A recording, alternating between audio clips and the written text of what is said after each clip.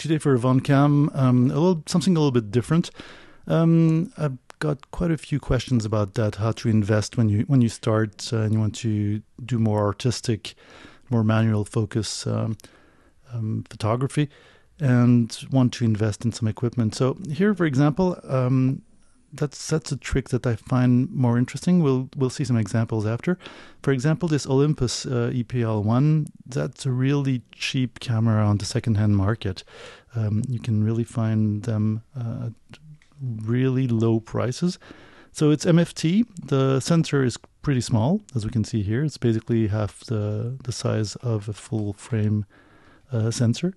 But the cameras are really great. So if I turn it on, here it goes.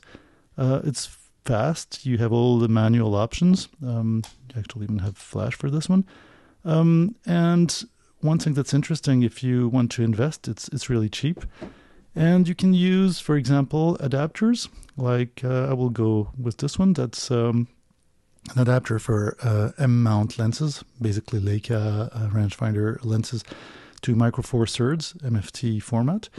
And that will enable you, for example, when you want to start, to invest really little money in the camera, but more into lenses, which makes sense because even if you don't like them, you'll be able to sell them, but at least you will have the optical quality that will let you kind of enjoy the photography and your first steps. So, for example, here I'm gonna put Summarit M Leica lens. Here it goes, and basically this 35mm lens will become a 75mm on this MFT sensor, and it works. You have the manual focus, the Leica experience. Definitely the looks, the pictures do have some characteristics of Leica. Here it's a little too close to see anything, but this works out pretty well. And the investment into those lenses can be something more interesting because you'll be able to sell those lenses if you don't want to keep them, or buy a camera. You can choose all kinds of lenses. That was a K&M, I forgot the name. K and where is it written? K&F concept adapter, but you have many other brands. And here, for example, we'll go through a few examples using the Summarit M Leica lenses, 50mm, 35mm, and 75mm. So basically 70, 100, and 150mm equivalences. And also an extra lens, which is this cap lens from Chroma, the 24 f11. See how it renders. Because it's a pretty surprising kit that you might want to try when you start and don't want to lose your investment, but at the same time experiment having the real feel of manual photography.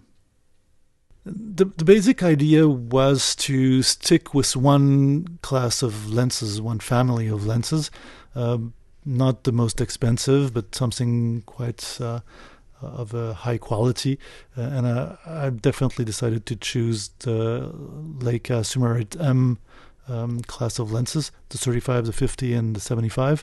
And also to have something a little bit wider, I went for something cheaper and without focus, which is the Chroma double glass 24mm f11. I talk about it more in details in another video on the same channel, so you might want to go check it. But here in this example, the micro four thirds surface of the sensor basically will double the focal range of the lens if it's meant for a full frame. So here the Chroma double glass, being a 24mm, is an equivalent of a 48mm. But the interesting thing, that's why I also chose it, is you basically have the Olympus EPL1, this really cheap camera with its sensor. It's a good ergonomics, and you add to it a focus-free lens. And so it's a really fast street shooter. And here are the results. Basically, you only take the center part of the lens, so you get the best quality of it, but you still have the characteristics, the rendering of that lens, which I definitely like if you've seen the reviews of the lens that I've done. Same thing here for the two next images. The street photo, you see the colors, the geometry, everything's pretty great, and very good depth of field. Of course, f11. Maybe it's a little bit not open enough for a sensor like the Olympus, because it's kind of old. So you definitely see some grain appearing on this barbecue image. But again, to show you that it's got some character, and it's definitely expressing, the sensor of the Olympus is definitely expressing the general characteristics, optical characteristics of the lens, which makes sense. But really, it's a really cheap option. Here again, on a more landscape framing with cows, just wanted to show you mainly the portrait format, but here a field with cows. This lens worked great, and it's really a fast street shooter in that sense. No focus, the Olympus is fast. You turn it on, take the picture, and turn it off. Again here, a landscape photo on the left, obviously. On the right, I took this picture from my car while driving without looking at the scenery. It's great. You know it's going to be in focus, so it's a really interesting set. Be creative when you choose your equipment. And at the same time, here were those two images. That's starting to show you examples from the Leica M Leica lenses. So they're f2.5. Basically, the focal length 35 becomes 70, so it becomes a tele lens. But here you really see the characteristics of the lens. Of course, that's low light, so you will either have like on the picture on the left, some movement, some kinetic artifacts. Even so, the EPL1 has an in-body stabilization. Or on the right, you'll have some grain in the lowlights when you compensate in post-production. But you still have the character of the lens. It looks like Leica M results. Here's those two images with more lights. You definitely see the qualities, intrinsic quality of the lenses coming out, those characteristics, the style. So it looks like what it should, like a Leica M modern lens rendering. The next two pictures, again, still an example with a 35mm, so basically 70mm equivalent. It does work well and doesn't really look like Olympus style. It definitely has this Leica style. Going to the 50mm, I deliberately chose the same family of lenses just to show, because they have a really strong character, very specific. And here the 50mm becomes basically 100mm in terms of field of view. The picture on the right, you definitely see the specific bokeh from the lenses. That's typical for that lens. And on the left, the geometry, the color science behind those glass formulas. The Olympus doesn't modify much. It's a quite neutral sensor and camera. Of course, you don't have the color science of a Leica body or something a little bit more luxurious, but definitely the cost is, your EPL1 is going to cost you secondhand between 50 and 100 euros. So that's really something negligible. Here again, with better lighting, those two pictures, for me, they really have the Leica Summerit characteristics, the specific bokeh, the colors, and yeah, it's just to make you think maybe out of the box and think that you may want to invest in great lenses.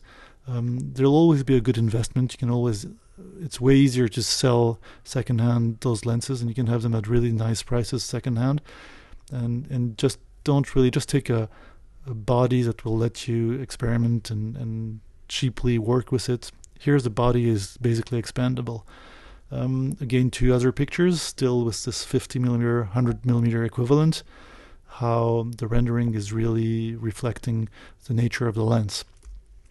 Going to the last lens of this test, and this experiment, the 75mm Summerit M lens. So we still have those characteristics, color characteristics, general characteristics. So the formulas are of the same family.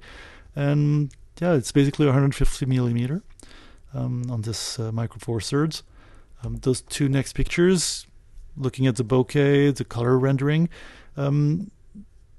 the picture on the right is showing you maybe the problems you can encounter. For example, that's really in the highlights, saturating the sensor, and there's going to be some color artifacts in those high contrast zones, maybe a little bit linked to the lens, but more it's probably more of a problem with the sensor surface, but it's maybe both. So that's something you can get rid of. I didn't get rid of here, but you can get rid of in your post-processing work. Here also the last two pictures. Just if you control well those highlights, things are going to be okay. You're going to have this very specific rendering, similar to the class of lenses you use, and not that much of the body. So that's basically the end of my presentation, trying to show you that you can find affordable solutions to let you taste more luxurious lens settings and other kinds of photography. So hopefully that was helpful, and yeah, catch you next time.